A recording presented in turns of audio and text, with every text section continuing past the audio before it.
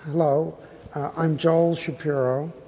I'm known as a sculptor, but I think of myself more as an artist. I actually work in Long Island City, across the river from Manhattan. Well, I went to elementary school about a mile and a half from the studio, PS 150. Then I went to the junior high school I went to, which I despised. I hated it. I mean, it was, you were sort of terrorized by bullies, a hideous place. That was also about 1.5 miles from here. Then my parents moved further out, and I went to Bayside High School. That was good, nice, good school, all public school. And then I sort of went to various universities, ended up at NYU, and after college, I wanted time out. So the Peace Corps was recruiting volunteers. So I took a test, and they wanted me, so I went. Plus, I didn't go to Vietnam, which would have been the option. Lived in India for 2 years, came back and did graduate work at NYU.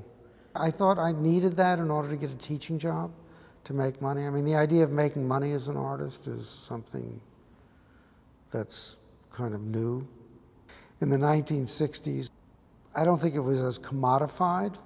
It was more about, a discourse with the form, and if you made any money, great. You'd show it a gallery, the gallery would be supporting your endeavor. It wasn't about, market share. It was a very different time. Chronologically, I would be a post-minimalist, but I think all those categories are relatively meaningless, and artists are always trying to transcend any category they're pegged into anyway, or at least I do. The things that really interest me are the kind of, how does an artist make form? I mean, how is that affected by the world around them at that time? But I think, the capacity to sort of externalize your interior into the work is critical.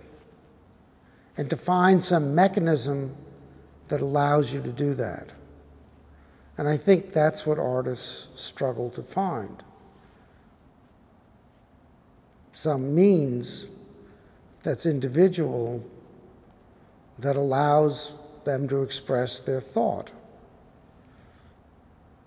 I mean, it's not a simple process. It's not production. I think I was highly influenced by, arch minimalists. I mean, artists like Donald Judd and Carl Andre, Sol LeWitt. And I think that was a very comprehensible body of work. You could understand it. At least I understood it. I mean, sculpture is a massive technical pain in the rear end. I mean, logistically, it's demanding. You can't just put this here, put that there, and do that there. You have to weld it, bolt it, screw it. I mean, you have all these sort of things between you and the actual doing of the work. I work large because the opportunity presents itself, And also I was really interested in doing big stuff for a while. Not too big, 24 foot, 25 foot. So if I made something large, generally I would try and use large-scale tools. So the tooling and hand marks, would manifest itself. So I remember when I did the piece at the Holocaust Museum, which was large, that I used actual tree trunks at a sawmill with a giant 6-foot diameter saw blade, which left big, huge striations, kerf marks in the wood.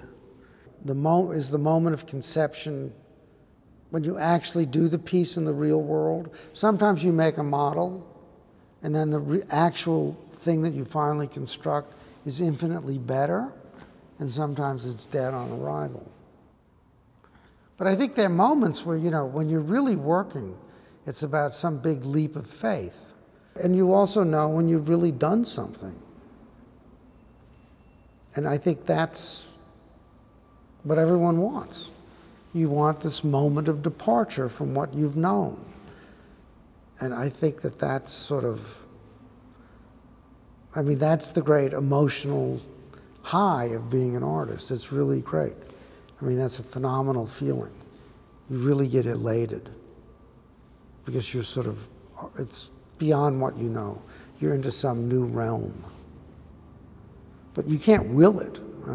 It's you can will it a little bit. But generally you're bound by everything you've done. So your whole history and your entire experience, you have all that, and it's kind of like powder. It's it's almost like ammunition that you use. But how do you get beyond that is the issue. On the FAPE Commission, for the new U.S. consulate in Guangzhou, China, they sent me plans, and I built a model of the building before the building was built, and I began to think about what kind of work would function in that space. And I came up with a number of ideas, and the piece I came up with was highly abstract and very exuberant. And I chose a color blue that was kind of, very vibrant. And what I was interested in, I wanted the form to be engulfed, enveloped in color. So I wanted the piece to be all about this kind of explosion of color. Child's play, that's what we want. Not easy. That show refers to drawings I did in the 70s. Felt that I did everything I could possibly do that interested me, using rigid shapes and forms.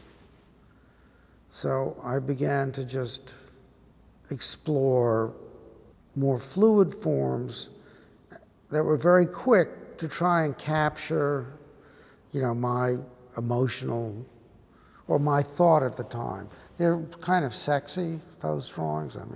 I think they are anyway. Some people may not. And the initial ones were those big bold ones, with like yellow and red. So I was trying to do drawings as fast as possible with charcoal on paper, and then mix a paint and fill it in. And I wanted them to have a kind of physical presence. And I did that for a number of years. Then I began doing I was sort of folding the paper in half to get the after image. There's a lot in that work. It had little moments of becoming very abstract, and there's a whole batch in there that were actually of water lilies. I had nothing else that I could think of. I thought I had nothing inside of me, so I looked outside. And I looked in the lake and there were water lilies. I said, well, I'm going to do some water lilies. So then I went back with this notion of recreating water lilies. It was just this odyssey, a kind of odyssey. I'm still drawing like that. But I'm absolutely interested in sort of putting in some reference that we know, like a chair, and then, somehow finding some more abstract way of communicating something. With all work, it's what point do you look at it? Up close, far away, I don't know. I want to do a woodcut because I feel, woodcut's so intimate, and you have to look at it really close. Yeah, I was looking for a kind of playful image, that was not predictable. And I just sort of carved pieces of wood, printed them, joined them together until I found something that I liked. I think the woodcut's really interesting. I think it's kind of a little kernel that describes what my work is about, the way parts come together and join, where single elements join together to make a larger element that's original. I mean, I think art is this sort of basic human endeavor, and I think it is, in the end, art is about humanity. It's about some confirmation and commonality. So it can be enlightening, and, you know, it's like literature, the theater. It can be good, not so good. It can be amusing and engrossing, challenging, repulsive. I mean, it's a form of human communication, and an important form. And I think it can make people recognize aspects of their life that they may not have recognized.